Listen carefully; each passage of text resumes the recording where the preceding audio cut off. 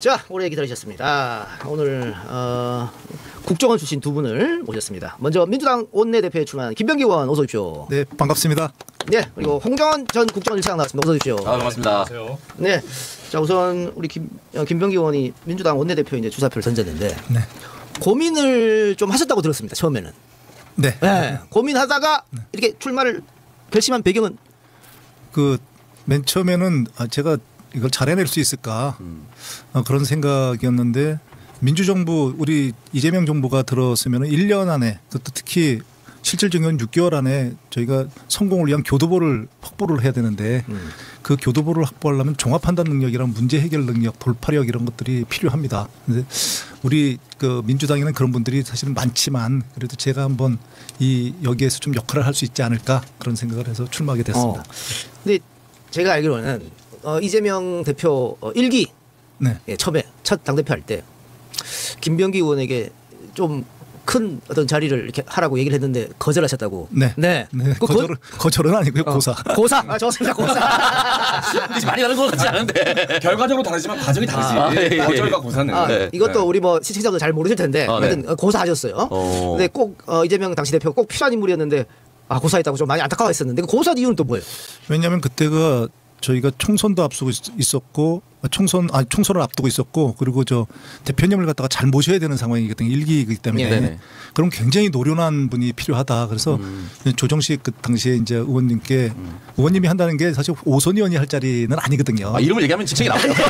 아니 내가 일부러 직책을 말 안 했는데 말 안 하면 너무 좁아지잖아요. 그럼. 오선이면 직책을 가려는데 이름을 얘기해서 예. 그래서 그냥 모르겠다 씨. 이게 이상하게 흘러갑니다. 그래서 그렇게 돌려서 더 노련한 분께. 그렇습니다. 네. 왜냐하면은 어려울 때는 네. 사실 우리가 산에서 길을 잃으면 늙은 말을 경마 잡힌다고 그랬듯이 가장 노련한 사람이 나가가지고 노련한 분이 나가서 이끌어줘야 되거든요. 그래서 대표님이 그때 당시 대통령이 대표 되셨을 때 훌륭한 분이지만 그 국회 경험이 많으신 분은 아니었거든요. 그럼 가장 노련한 분이 네. 주위에서 보좌를 하는 게 좀 맞다고 생각을 했습니다. 그래서 근데 이번에는 내가 꼭 필요한 자리다 원내대표가. 그래서 이제 그때는 고사했고 사무총장직을 고사했고 지금은 원내대표 나온다 이 말씀이었고. 예, 알겠습니다. 우리 홍장원 전 차장님께서는 파면될 때 대통령 파면될 때 남들과 다른 어떤 이렇게 상황이랄까요? 마음가짐이랄까요? 그렇게 TV를 보셨을 것 같긴 한데 어떠셨습니까? 아무래도 그렇죠. 사실은 4월 4일 그날까지 여러 가지 사항들이 많이 접했기 때문에 너무 좋았어요. 이렇게까지 말씀드릴 수 없지만 이게 뭔가 하나 매듭이 지어지는구나. 또 나 개인적으로 내 인생에 이러한 부분에서 영향이 미쳐지는구나라는 어떤 그런 관찰이 있었습니다. 그런데 좀 지난이 합니다만 TV조선이나 이런 조중동 이쪽에서 네. 메모가 잘못됐다, CCTV 보니까 거짓말하더라 이런 걸 계속 내보냈었지 않습니까? 네, 그렇죠. 그때 심정은 좀 어떠셨어요? 사실은 아닌데 주변에서 자꾸 이제 근데 그게 한두 번으로 끝나지 않고 반복되면서 또 굉장히 큰 매체나 어떤 권력의 힘으로 누른다는 느낌이 드니까 사실은 심지어 압박감이 있었습니다. 근데 그렇다고 해서 없는 말을 만들 수도 없고 또 내가 옳다고 생각하는 부분에 대해 방향 전환을 갑자기 할 수 있는 부분이 아니기 때문에 그냥 제가 듣고 기억하고 얘기할 수 있는 부분을 그냥 증인의 한 사람으로 꾸준히 얘기한 거 그 이상도 이하도 아닌 것 같습니다. 두 분은 어떻게 처음에 근무연 때문에 알게 되셨나요? 사실은 우리 선배님을 처음 뵌 게 좀 정확하게 기억이 되는데 그때만 해도 안전기획부였고요. 안기부. 역사책. 갑자기 소금이 약간. 그때만 해도 좀 셌어요. 근데 지금처럼 이제 세곡동 청사가 있는 게 아니라 당시에는 남산 청사가 있었고, 남산. 그다음에 이문동에 청사가 있었습니다. 제가 기억나는 거는 이제 그 의원님께서 당시 이제 그 안기부 인사처의 인사팀에 계셨고. 네. 저도 그때 이문동에서 근무를 했거든요. 그래서 우연한 기회에 한 30여 년 전에 청년 우리 김병기 선배를 봤던 기억이 지금도 아주 명령이 나죠. 오래된 이전이시군요. 네, 그러면 그렇게 한 30년. 제가 선발했다니까. 선발했다가. 진짜 선발했다니까. 그런데 사람들이 별로 안 믿습니다. 스카우트였는데. 저희 행정요원이 불행요원을 갖다가 뭐 얘네 둘도 제가 다 선발한 거예요. 그런 거죠. 근데 지금 더 잘 나갑니다 정말. 짜증납니다. 그렇지 않습니다. 저 인사 좀 드려도 될까요? 그거 조금 이따 할 거예요. 가만히 있어요. 인사도 못 드려요. 아니 가만히 있어봐요. 그럼 그 한 30여 년 지켜본 선배님은 어떤 분이십니까? 사실은 뭐 같은 부서에 근무했거나 같이 일을 해본 건 아니고 항상 멀리서 지켜봤고요. 또 더구나 제가 주로 해외 근무를 했었기 때문에 아이고, 멋있어요. 해외 나갔다 오면 이런 모습으로 변해 계시고 해외 나갔다 오시면 이런 모습으로 변해 계셔서 사실은 조금 그 꼼꼼하게 서로 마주보고 이해하는 거는 제가 차장이 된 이후에 공식적으로 정보위를 하면서 그때 사실은 좀 이렇게 이야기를 나눌 수 있는 기회가 있었지만 뭐 하여튼 그래도 30년 동안 서로 쭉 지켜봤다. 어떤 분이라고 그러니까 물어보신다면 뭐라고 대답할까 싶은데 아무래도 그때 그 이문동 청사에서 인사팀에서 뵀던 그 인상이 아직도 크게 남아요. 근데 그럼 그때 어떤 느낌으로 기억이 나냐 하면 저는 그 원에 계실 때의 느낌이 그 입시 지도를 해주시는 고3 담임 선생님 같은 느낌이었어요. 네. 무슨 뜻이냐면 국정원이 이름은 하나지만 뭐 인원이 그렇게 많지 않더라도 굉장히 다양한 부서가 있고 여러 가지 일들을 하거든요. 그러면 아마 난이도는 대단히 높은 직장이다 보니까 원에 들어와서 잘 적응을 못하는 신입직원들도 많고 또 부서 내에서 또 선후배 간의 인간관계 때문에 고민하는 분들도 굉장히 많고 또 나는 왜 이렇게 승진이 안 될까 이렇게 고민하는 분들도 많은데 그럴 때마다 당시 안기부만 하더라도 약간 군대식이라 상하관계 약간 경직되고 선배들이 좀 어려웠었는데도 불구하고 하여튼 김병희 선배님께서 제가 기억하는 부분들은 그런 부분들 다 들어주시고 너는 요번에 이렇게 해서 참고 요 다음번에 뭐 연수를 가서 공부를 좀 더 하고 아니 넌 이게 문제니까 이런 건 너 좀 고쳐야 되고 뭐 그런 부분에 있어서의 상담해 주시는 굉장히 그 후배들을 아껴주시는 선배님이셨다라고 저는 기억하고 있습니다. 예. 어제, 엊그제, 오늘 계속 언론에 도배되는 건 역시 이제 아드님 문제인데 우리 시청자분들은 아마 다 이해하고 있을 거예요. 이게 뭐 어떻게 된 일인지. 그러니까는 처음에 뭐 국정원에 뭐 서류 통과, 그 다음에 필기 통과, 면접까지 그러니까 신원조회만 남았는데 그 아버지가 거기서 일했었고 본인이 군인이고 하니까는 이 신원에 문제가 있으면 안 되는데 잘 안 되니까. 언론에서는 이게 뭐 청탁이라고 했습니다만은 뭐 항의나 문의 이런 게 아닐까 싶기도 한데 근데 어쨌든 지금 이걸로 근데 보니까 MBC가 이거 6년 전에 했더라고요. 똑같은 걸 가지고 네, 그렇게 했는데 여기에 대해서 오늘 어디 방송에서 하셨나요? 만일 인사 청탁이 사실이라면은 뭐 의원직 그만하겠다 뭐 이런 말씀인데 네, 제가 페이스북에도 올렸고요. 그건 뭐 당연히 저 국회의원직을 사퇴하는 게 아니고 그런 만약에 국정원에서 제가 그런 부정적인 걸 했다 그러면 감옥에 가야죠. 근데 그 국정원 내에서도 혹시 이런 게 문제가 있었습니까? 뭐 감사도 하고 했었다면서요? 국정원에서 여러 번에 걸쳐 가지고 이런 문제에 대해서 감사 감찰을 하다가 네. 서원 원장 때는 아예 TF 팀을 구성해 가지고 이걸 갖다 조사하는 기록들이 다 나와 있고요. 네. 그리고 오늘 김승원 의원께서 그 페이스북에 올리셨던데 감사원에서 국정원 사상 처음으로 행정감사를 한 적이 있습니다. 2018년, 19년 정도로 기억을 하는데 그때 이 문제 제 아들 문제에 대해서 행정감사를 했습니다. 그래서 문제가 없다고 난 거잖아요. 그렇습니다. 그러니까 지금 보니까는 그 전에 이제 국정원 관계자가 아마 사모님한테 전화를 한 것 같은데 네. 이거 박근혜 정부에서 김병기 물먹이려고 이러는 것 같다. 뭐 그런 식의. 그때 이제 뭐 홍 차장께서도 잘 아시겠지만 감찰실에 네. 감찰처장까지 역임한 분인데 그 이상 했습니다. 근데 그분께서 전직이 되신 다음에 이제 전화를 줬어요. 그래서 그 일련의 과정에 대해서 얘기했는데 이제 저희가 제일 경도한 게 신원조회에 합격을 했었다. 그런데 도저히 안 된다고 그래가지고 떨어뜨렸다. 근데 그게 그러니까 지휘부는 모르는 겁니다. 그러니까 문제가 거기에 더 큰 문제가 있습니다. 지휘부에서 결정한 게 아니고 자체적으로 실무 쪽에서 이렇게 결정을 한 거죠. 근데 제가 얘기하는 것보다 홍 차장님 나오셨으니까 실질적으로 우리 아들을 데리고 이제 뭐 출장도 갔었습니다. 근데 우리 아들이 장애가 있던가요? 그런 얘기가 나오긴 했었습니다. 네. 근데 오늘 처음 만났으니까 아니 그래 세상에 선배 아들을 갖다가 뭐 내가 그런 줄야 잘 알지만 선배 아들을 우크라이나 데려가는 사람이 어디 있어? 제일 위험한 곳으로 데려가는 거야. 아니 제일 위험한 데 가는데. 나 스타일이 그래가지고 나 데려갔다고 그랬을 때 부상당했다고 그랬을 때 그러니까 우리 한 사람이 손발을 안 잘렸으니까 전화해봐 그래가지고 전화를 했는데 좀 다쳤잖아요 저 무릎. 그런데 그때 제가 얘기한 게 저 부부 동반해서 좀 알거든요. 홍 차장 같았으면 일부라도 끌고 갔을 거야. 제가 그랬었는데 그래서 홍 차장께서 저 존경을 받는 겁니다. 부하 직원들한테 그렇게 단단하게 일을 시켜도 왜냐면 본인이 제일 먼저 가거든요. 이미 저 뭐 여기서 제가 이제 얘기해도 될지 모르겠는데 제가 알고 있기로는 그때 말고 그 전에 제일 위험할 때 본인이 직접 다녀왔습니다. 예. 그러니까 이게 전혀 문제가 있는 인사가 아니고 오히려 그 정치적으로 부당함을 받은 건데 사실은. 뭐 저보다 홍 차장이 혹시 알고 있는 거 있으면 뭐. 그렇죠. 이게 이 내용에 대해서 누가 좀 이렇게 설명해주고 싶어도 사실 안에 있는 사람 아니면 모르잖아요. 그렇죠. 또 안에 있는 분들 입장에서는 또 얘기할 수 있는 사항이 아니니까. 당시 2014년부터 16년까지는 제가 원에 있었으니까 뭐 직접 인사 업무를 담당해서가 아니라 원에서 이루어지는 부분이니까 어깨는 봤죠.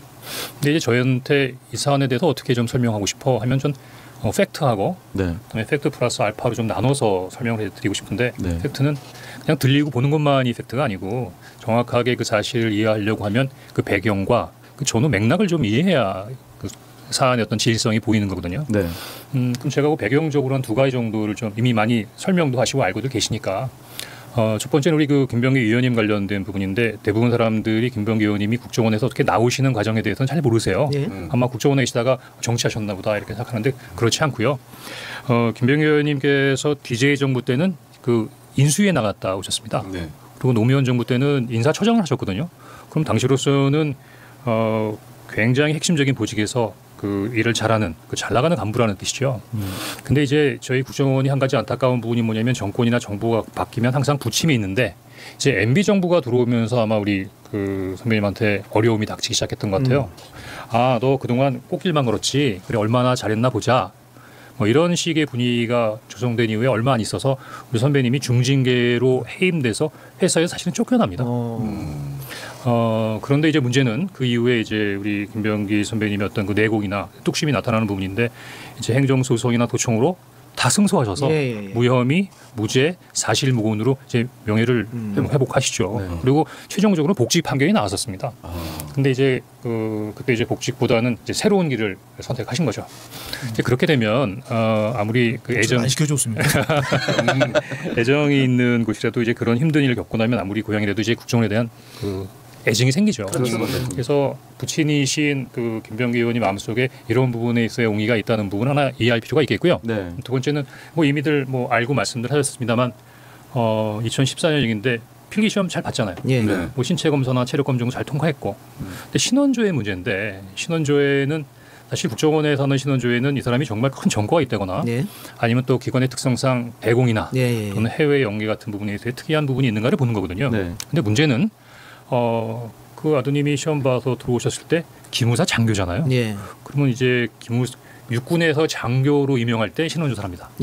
또 기무사가 이제 군내에 있어서의 정보기관이니까 기무사에 들어가는 장교들에 대해서는 그 재검사를 하거든요. 하겠죠, 그럼 일단은 군에서 이미 신원조회가 다 돼서 현역 장교가 국정원 신원조회에 문제가 있다는 부분 좀 이해하기 어렵죠. 더구나 이제 국가관이나 이런 걸 보더라도 이제 한 분은 국가정보원의 전직 고위 간부시고 아드님은 기무사라고 하는 군에 있는 특수기관에서의 장교인데 그 부분에 대해서 국정원이 받아들이지 못할 만큼의 사람이라는 판단한 거에 대해서는 어느 누구도 다 좀 이상하게 생각할 수 있지 않습니까? 저는 본인이나 아니면 부모님 입장에서 그 부분에서 좀 의무를 가질 수 있다고 생각하고 당연한 거고요. 문제가 있다면 기무사 근무도 못했겠죠. 말씀드린 것처럼 우리 그 김병기 의원께서 회사를 나가는 과정에 어떤 그런 나쁜 기억이 되살아나면서 나 때문에 이런 건가? 또 더구나 2014년이면은 이제 MB 때하고 박근혜 정부로 바뀌는 보수 정권의 한참 그 핵심적인 시기이기도 한데 어떻게 보면 이제 그 충분히 본인과 또 학부형인 부모님들께서는 크게 오해할 부분이 있다고 생각하고 다만 좀 문제는 뭐냐면 이 부분에 대해서 지금까지 제가 국정원이 명쾌하게 해명했다라는 얘기를 못 들은 것 같아요. 그래서 방금 말씀드린 대로 김병기 의원님이 국정원을 떠났을 때 또 아드님이 처음에 시험 봤을 때 이런 몇 가지들을 이렇게 과거의 배경이 있었구나를 이해한 상태에서 보면 조금 좀 사실이 다르게 느껴지지 않으시나요? 충분히 이해하실 거라고 보고요. 하나만 더 이거는 좀 넘어가겠습니다. 이제는 뭐 어느 정도 해명 다 됐다고 보고. 근데 이게 문제가 녹취록인데 이게 어디서 갑자기 튀어나왔느냐. 뭐 의혹이 있었다 이 정도는 뭐 취재할 수 있다고 봐요. 그럼 녹취록이 왔다고 하면 혹시 이거 국정원 내부 소스 아니냐. 유출된 거죠. 자 그렇다면 집권 여당 원내대표 선거를 앞두고 후보로 출마한 사람한테 이 내부 소스가 나왔다고 하면 이건 국정원이 또 정치 개입하는 거 아니냐 이렇게 의심할 수 있지 않습니까? 우려가 되는 거죠. 그러니까 홍 차장 같은 분이 사실 겨우 막아놓은 거거든요. 겨우 진짜 근데 그거를 보통 분들이 이해를 갖다가 좀 제가 돕기 위해서 이거 말씀을 드리면 그게 말이 쉽지 국정원 내 그 상하 관계에서는 불가능한 조직 특성상 사건이에요. 진짜 불가능한 그러니까 일. 처음이었을 것 같습니다. 처음이었을 것. 근데 그 겨우 막아놔서 지금 그 개혁의 소용돌이 속에서 국정원의 얘기가 잘 안 나오는 거는 그럼 오로지 홍 차장이 막은 겁니다. 뭐 여기 계신다고 그래가지고 제가 뭐 얘기를 갖다가 드리는 건 아닙니다. 그런데 그런 상황에서 단지 그런 이 정보에 접근할 수 있는 사람 이 녹취록이나 뭐 청원서나 이런 것들이 중요하고 안 중요하고를 떠나서 거기에 접근할 수 있는 사람이 아주 제한돼 있어요. 네. 그런데 그 사람들에 의해서 유출이 됐다 그러면 현역에서 유출되면 더 큰일 난 거고요. 네. 아니면 전직하는 애들이 언젠가는 써먹으려고 이거 가지고 나갔을 수 있는 거거든요. 그럼 자료 유출 문제가 생깁니다. 네. 그래서 이거에 대해서는 야 너 이런 게 그 사실관계가 이러면 나쁜 거잖아. 오케이. 그거와 변론으로 이 유출 경위 왜냐하면 이 자료를 가지고 나갔을 정도면요 상당히 예민한 자료를 갖고 나갔을 수 있어요. 아 그러네요. 이 자료만 가지고 간 게 아니고 다른 그렇죠. 자료에 접근 권한도 있으니까. 상당히 네. 예민한 자료를 가지고 나갈 수 있었기 때문에 이거에 대해서는 철저한 조사가 필요합니다. 그래서 제가 아까 말씀드린 대로 팩트 그다음에 팩트 플러스 알파를 말씀드렸다고 싶다는데 그 팩트 플러스 알파를 좀 말씀드릴게요. 네. 어차피 지금 녹취가 나왔으니까. 근데 시험 본 시기가 2014년이라고 하셨잖아요. 네. 그다음에 녹취가 나온 시간이 2016년이잖아요. 네. 근데 그게 지금 시간으로 따지면 10여 년이 넘고 그렇죠. 저 16만 해도 9년인데 저는 정말 이제 원내대표 선거를 앞두고 어느 날 갑자기 이렇게 타이밍 맞춰서 이런 부분이 공개된다는 부분이 사실은 우연이라기보다는 그렇죠. 뭐 기적 같은 우연이죠. 네. 그런 부분들이 조금 마음이 많이 남고요.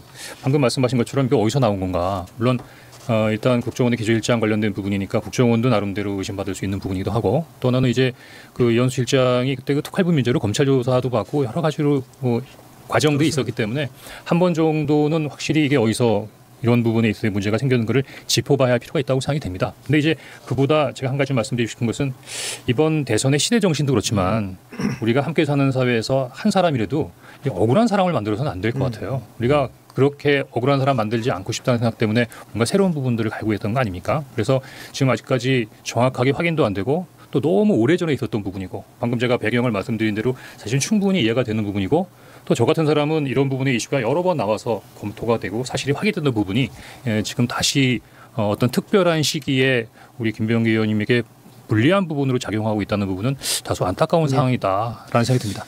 근데 반대로 이게 지금 국정원 소스라고 누구나 다 상식적으로 의심할 수 있고 이게 조중동 비롯해서 우리 보수 언론들이 들고 일어나가지고 김병기 안 된다고 쓰고 있고 이래서 그런지 역풍이 불었어요.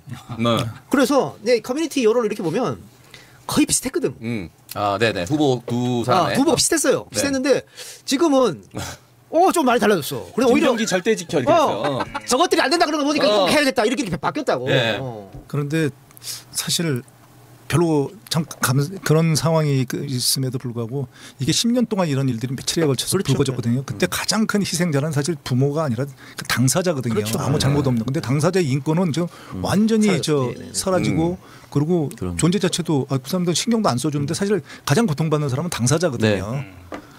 뭐 할 얘기하면 반나절은 해야 될 테니까. 그러니까. 그 아드님 얘기를 아버님이 할 수는 없을 테고 네네. 그 뭐 이제 이야기가 나왔으니까 그 아드님이 제 산하에 있었습니다. 자장 산하에. 네.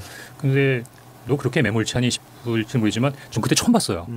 근데 우리 선배님 멀리서 보는 비슷하고 비슷하더라고요. 근데 어떻게 만났냐면 제가 우크라이나 출장도 데려갔습니다. 네. 근데 우크라이나에 출장 갈 때 그 아드님을 데려가니까 뭐 그게 뭐 특별한 배려다 뭐 이런 식의 여러 가지 논란들이 있었는데 제가 우크라이나 2번 갔었는데 그냥 비행기 타고 갈 수 있는 게 아니고요. 네. 폴란드까지 가서 폴란드 국경까지 가서 이제 계속 공습이 있으니까 그 열차에 불을 하나도 켜지 않은 네. 새카만 밤에 새카만 열차가 한 15시간 정도 키우고 달려갑니다.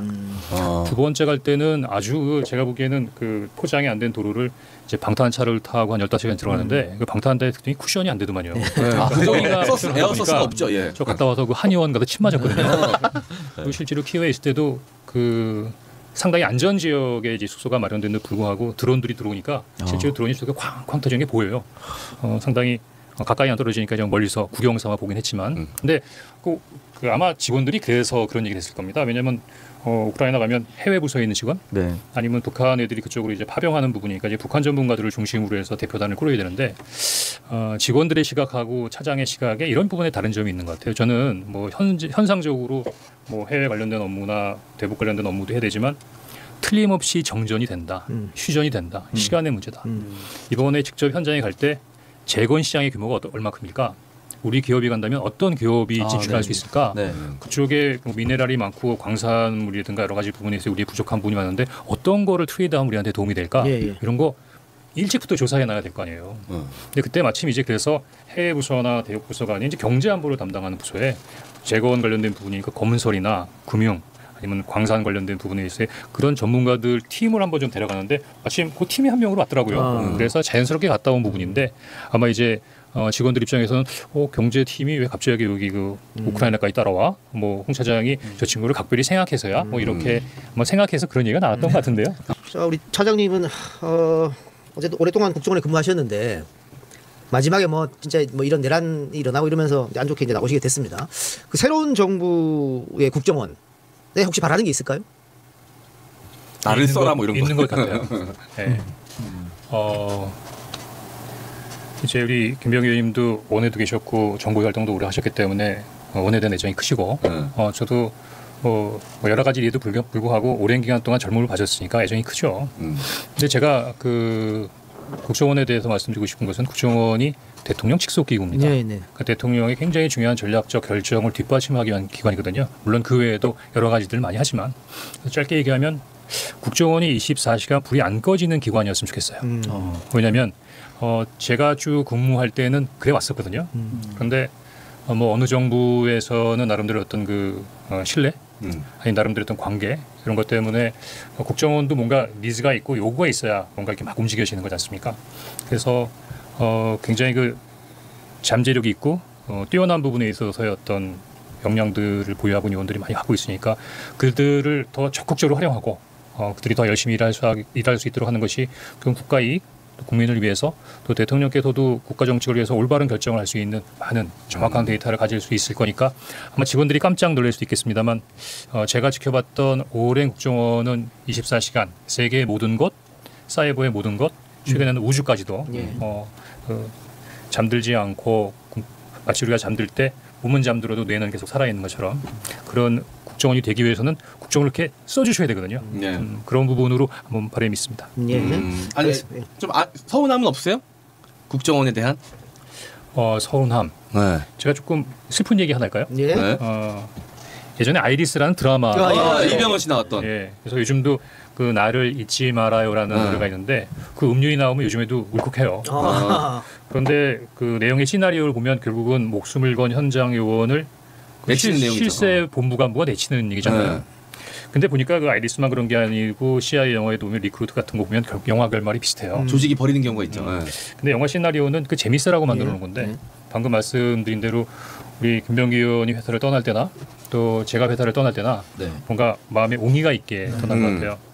어쩌면 저도 김 의원님도 평생 정을 바친 국정원에 대해서 참 애정이 큰데 근데 이 국정이 좀 매정한 것 같습니다. 예. 그런 부분이 있어서. 예. 네. 안타깝네요. 그런데 이 또한 뭐 운명이겠죠. 그게 CIA랑 차이인 것 같아요. CIA에 제가 한번 그 출장을 갔었을 때 보니까 그 박물관 뭐 이런 데 가보면 나이가 한 80 가까이 된 할머니예요. 그래서 뭐 하셨어요? 그랬더니 CIA 요원이었습니다. 근데 CIA의 모토가 그겁니다. 그러니까 퇴직할 때가 되면 몇 년 전부터 너 뭐 하고 살고 싶니? 아, 좀 박물관 가고 싶어요. 전 좀 공부를 더 해서 교수로 가고 싶어요. 뭐가 자기 그런 것들을 갖다가 선택을 합니다. 근데 제가 물어봤을 때 아주 충격적이고 감동적이었는 걸까요?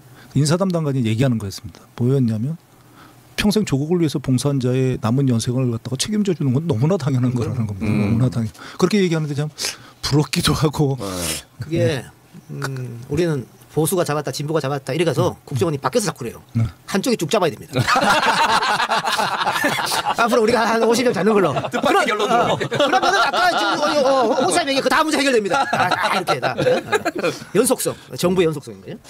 알겠습니다. 자, 그럼 이제 마지막으로 우리 지금 6만 명 넘게 보고 계시는 시청자 여러분들한테 이게 또 내일 되면 제2, 제3의 자료로 퍼지거든요. 예. 한번 도와달라고 한마디 하시기 바랍니다. 많이. 예. 이번에 그 원내대표 선거에 권리당원 그 표심이 20% 처음으로 들어갔습니다. 이게 당원 주권주의의 중대한 출발이거든요. 당원 여러분들께서 권리당원 여러분들께서 이 제도가 보완 발전되기 위해서는 반드시 투표하셔야 됩니다. 그래서 바쁘시더라도 그런 당원 주권에 대한 이 원내대표에 참여한다. 그리고 원내대표를 결국은 우리가 뽑는다. 이런 마음으로 적극적으로 참여해 주시기 바랍니다. 고맙습니다. 네. 네, 제가 김병기 의원님 대신해서 MBC에 한마디 하겠습니다. 저 MBC 좋아했습니다. 하지만 이번 보도 보니까 이건 아니더라고요. 네, 고맙습니다. 자, 두 분 오늘 말씀 감사하고요. 다음에 내 원내대표 끝나고 다 우리 이렇게 해서 식사 마시죠. 네, 알겠습니다. 자, 여기 가을 보고. 자, 오늘 여러분 시청해주셔서 대단히 고맙습니다. 저희 다음 주에 뵙고 9시 15분에 박지훈 변호사 다시 돌아오겠습니다. 오름. 자,